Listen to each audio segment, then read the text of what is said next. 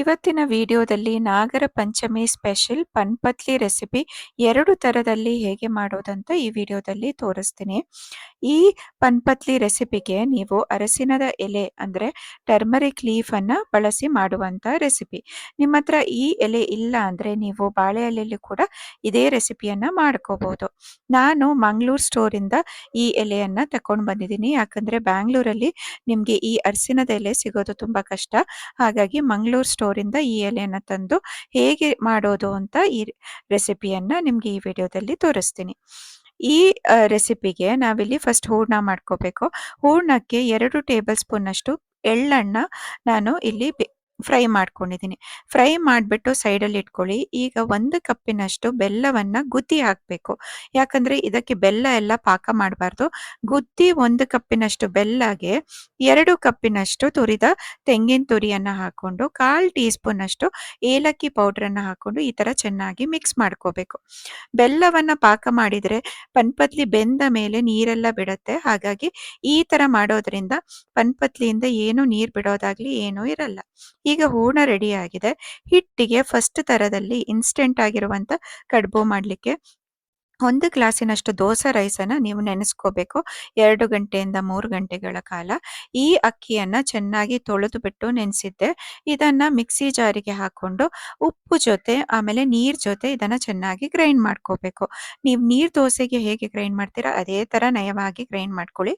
ಆದರೆ ನೀರು ದೋಸೆಗಿಂತ ಹಿಟ್ಟು ಸ್ವಲ್ಪ ದಪ್ಪ ಇರಬೇಕು. ಯಾಕಂದರೆ ತುಂಬ ನೀರಾಗಿದ್ದರೆ ಪನ್ಪತ್ಲಿ ಬೆಂದ ಮೇಲೆ ಊತ್ ಬೀಳತ್ತೆ. ಹಾಗಾಗಿ ಸ್ವಲ್ಪ ಮೀಡಿಯಂ ದಪ್ಪದಲ್ಲಿ ಮಾಡಿಕೊಂಡು ಈ ಥರ ಎಲೆಗೆ ಹಾಕಿ ನೀವು ಅದನ್ನು ಇಳಿಸ್ಬೇಕು. ಆಮೇಲೆ ಮೇಲಿಂದ ಹೂರಣ ಹಾಕಿ ಕವರ್ ಮಾಡಿದರೆ ಫಸ್ಟ್ ಥರದ ಪನ್ಪತ್ಲಿ ರೆಡಿ ಆಗುತ್ತೆ.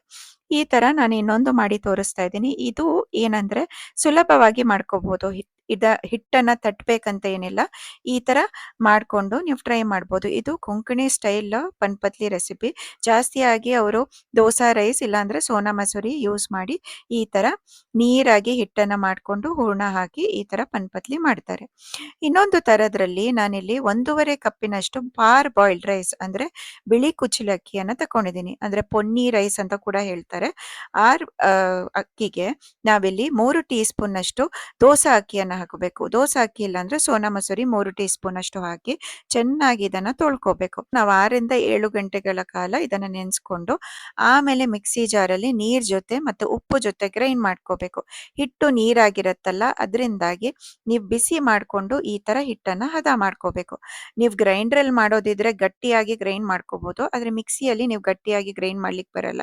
ಹಾಗಾಗಿ ನೀರಾಗಿ ಗ್ರೈಂಡ್ ಮಾಡಿಬಿಟ್ಟು ಆಮೇಲೆ ಬಿಸಿ ಮಾಡಿದರೆ ಈ ಥರ ಹದ ಬರುವಷ್ಟು ನೀವು ಹಿಟ್ಟನ್ನು ಮಾಡ್ಕೊಂಡ್ರೆ ಆಯಿತು. ಈ ಹಿಟ್ಟನ್ನು ನೀವು ಈ ಅರಸಿನದ ಎಲೆಗೆ ಹಾಕಿ ಈ ಥರ ತಟ್ಟಬೇಕು. ಇದನ್ನು ತಟ್ಟಿದ ಮೇಲೆ ನಾವು ಅದೇ ಹೂರಣ ಮಾಡಿದ್ದಲ್ಲ, ಸೇಮ್ ಹೂರಣ ಆಗದ ರೆಸಿಪಿಗೆ ನಾನು ಫಸ್ಟ್ ಥರದ ಕಡುಬು ಮಾಡಿದ್ದಲ್ಲ ಅದೇ ಹೂರಣವನ್ನು ಇದಕ್ಕೆ ಹಾಕಿ ತೋರಿಸ್ತಾ ಇದ್ದೀನಿ. ಈ ಥರನೂ ಮಾಡಿ ನೋಡ್ಬೋದು. ನಿಮಗೆ ಈ ರೆಸಿಪಿ ಅಂದರೆ ಸೆಕೆಂಡ್ ಥರದ್ದು ಮೆಥಡ್ ನಿಮಗೆ ಕಷ್ಟ ಅಂತ ಅನ್ಸಿದ್ರೆ ಫಸ್ಟ್ ಮೆಥಡ್ನ ಫಾಲೋ ಮಾಡ್ಕೊಳ್ಳಿ. ಎರಡೂ ಟೇಸ್ಟ್ ವೈಸ್ ತುಂಬ ಚೆನ್ನಾಗಿರುತ್ತೆ. ಆದರೆ ನನಗೆ ಯಾವಾಗಲೂ ಸೆಕೆಂಡ್ ವೇ ಅಂದರೆ ಪಾರ್ ಬಾಯ್ಲ್ಡ್ ರೈಸ್ ಬಿಳಿ ಕುಚ್ಚಲಕ್ಕಿಯನ್ನು ಬಳಸಿ ಪನ್ಪತ್ಲಿ ಮಾಡೋ ರೆಸಿಪಿ ತುಂಬಾ ಇಷ್ಟ. ನಿಮಗೆ 2 ಥರದ್ದು ರೆಸಿಪಿ ತೋರಿಸಿದ್ದೀನಿ. ಈಗ ಫೆಸ್ಟಿವಲ್ ಸೀಸನ್ ಆಗಿರೋದ್ರಿಂದ ನಾನು ಜಾಸ್ತಿ ಫೆಸ್ಟಿವಲ್ ರೆಸಿಪೀಸ್ನ ಪೋಸ್ಟ್ ಮಾಡ್ತೀನಿ. ಸೊ ನನ್ನ ಚಾನಲನ್ನು ಸಬ್ಸ್ಕ್ರೈಬ್ ಮಾಡಲಿಕ್ಕೆ ಮರಿಬೇಡಿ. Thank you.